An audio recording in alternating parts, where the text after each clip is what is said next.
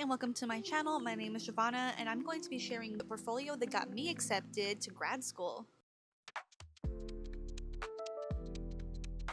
I hope this video will help the next year's graduates who are finishing their BA, BFA, and are applying to graduate school. So I had to figure out this entire process on my own, and it was very scary, it was very nerve-wracking, and so I'm hoping that this video can help you. Disclaimer, I did get accepted into a Cal State, that's California State University, for my graduate degree, so this information will be helpful for whoever may be applying to those. This probably won't be helpful if you're applying out of state of California, but some of this information may overlap.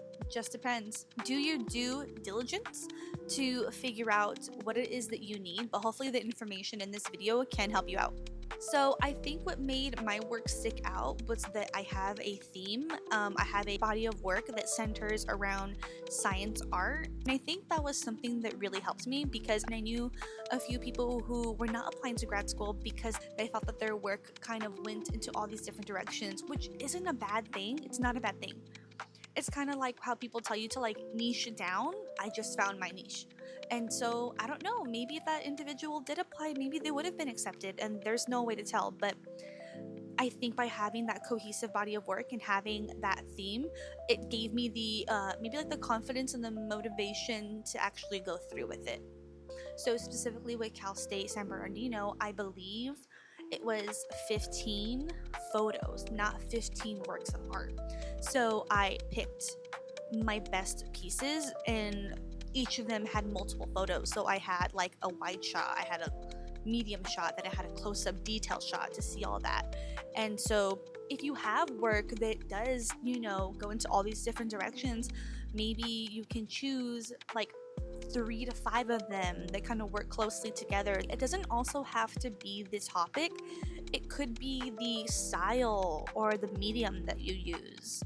Maybe you do abstract, or maybe you do impasto, but the topics in your painting, I'm using painting for the example, the topics in your painting are different themes. There is some kind of overlap between all of your work, and that's what makes it cohesive. That's what makes everything belong together. Let's talk about what happens after you choose your 3 to 5 pieces of work. Then what? So I think then it's the fun part, is now the documentation process. The first step is to get the best quality photos you can of your work. I came into my studio on the weekend when the university was open, but there's no classes going on. I already had my 3 to 5 pieces picked out, and all I had to do was shoot. I had all my pieces on a table, and I had it up against a white background. I had these poster boards. So what I used is you have wall, you have poster board, and then you have the piece of work, some type of display, so that way the white background is very clean, very fresh. Additionally, on the table there was also a white poster board, so it was white background and bottom, and then the work was in front of it. So it was a very clean, professional as much as I could get, and you can definitely tell they were poster boards, but I was putting in the effort to make it look as clean as I possibly could. Also key to this, to taking your photographs of your work, is going to be lighting. So what I did is that I chose a wall that was directly opposite of the main windows that were coming through the building. So you have the main windows, and then across from that was the wall that I chose to do this setup. From there, I also had a few lighting options. So I had my phone, I have a ring light, I have 2 little LED babies. That way it's not just the natural lighting, which isn't a bad thing. Also, it was a little bit cloudy that day, so it was really good that I did bring extra lighting. So it just depends on what the lighting is during that time for you. But I do recommend having extra portable lights because that's going to give it an extra oomph in addition to the natural lighting.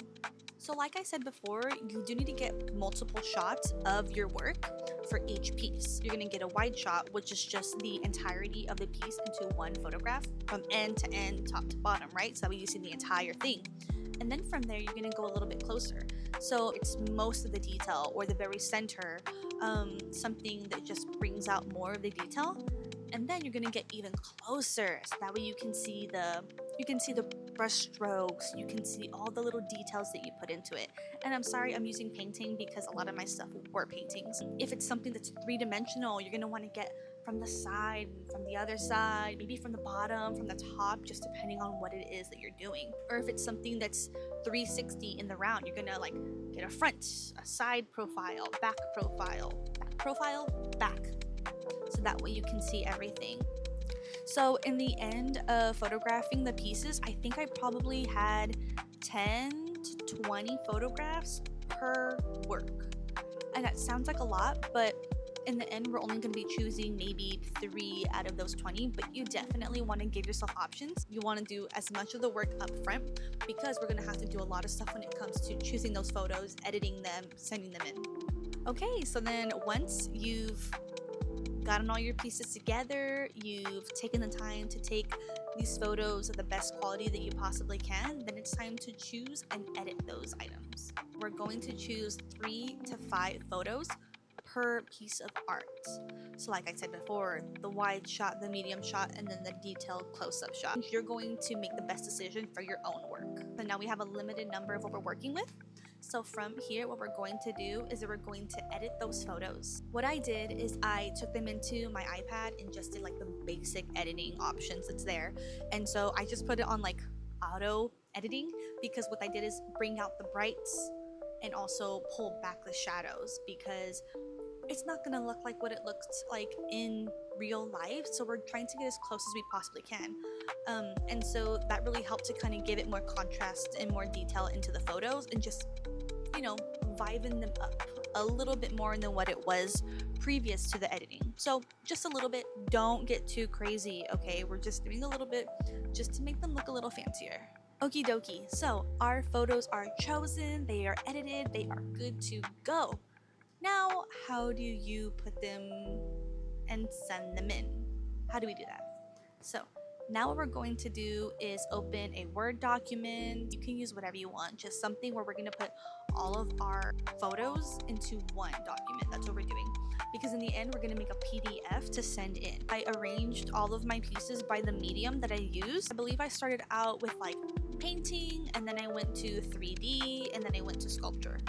And so that was the route that I went through. Whatever you think works with your work, go that route.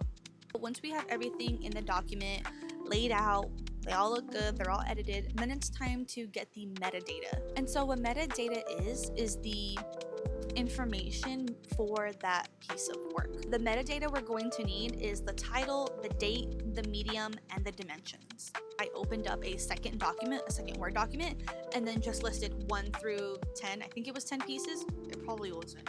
1 through 10 pieces, and then I put that information in there so that way I wasn't messing up the document that already had the photos inside. You need to italicize the title of your work and make sure you have all the correct like capitalizations, whatever it is that works for your piece. In between title, date, dimensions, all that stuff, is you're gonna have a period and then a space. So title is italicized, period, space. The date, period, space. And so that gives you a little cohesiveness between it. This is how I was taught from my professor. It could be different. Remember, take it with a grain of salt, but this worked for me. Okay, so now what we're gonna do is we're going to triple, quadruple check spelling mistakes. Okay, you're gonna run through that baby, make sure it is perfect to the T. There can be no mistakes when it comes to submitting your portfolio because that is embarrassing. You do not want that. You will probably be kicked out immediately once they find a mistake. So triple check that sucker, okay? Then what we're gonna do is once everything looks good in that second document, we're gonna copy, paste it to the one that has the photos. And it's gonna be right underneath each photo of it. So for the first work of art, under the detail shot, bam, you're gonna copy and paste it. Under the medium shot, paste it. Under the wide shot, paste it. Each photo needs to have that metadata going along with it. So yeah, that's the hard part's over. Now it's time to just save it as a PDF. I saved my PDF or my document as the name of the university and then my name. So that way you know where it's going because you do not want to send the portfolio to the wrong university if you're doing multiple places because remember, they may be asking for different things. So you don't want to send your Cal State one to your UC, or UC to your Cal State, you know? So triple check everything before submitting. So the easy part now is that if you have other universities you're applying to that may just be asking for more photos, you've already done the hard work. All you need to do is add to what you currently have in your portfolio. Go back to those 20 photos that you took of that one item and just pick a few more. Or maybe you took extra pieces of art that you took photos of that you didn't include in the first portfolio. Include it in the next one. So you've already done all the hard work. Now all you need to do is just edit a few extra ones to send off to different places.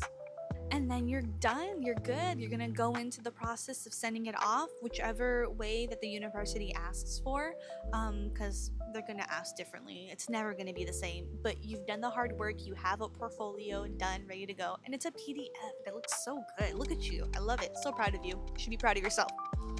And so there you go, just send it off and good luck. I hope this helped you, and come around for the next one.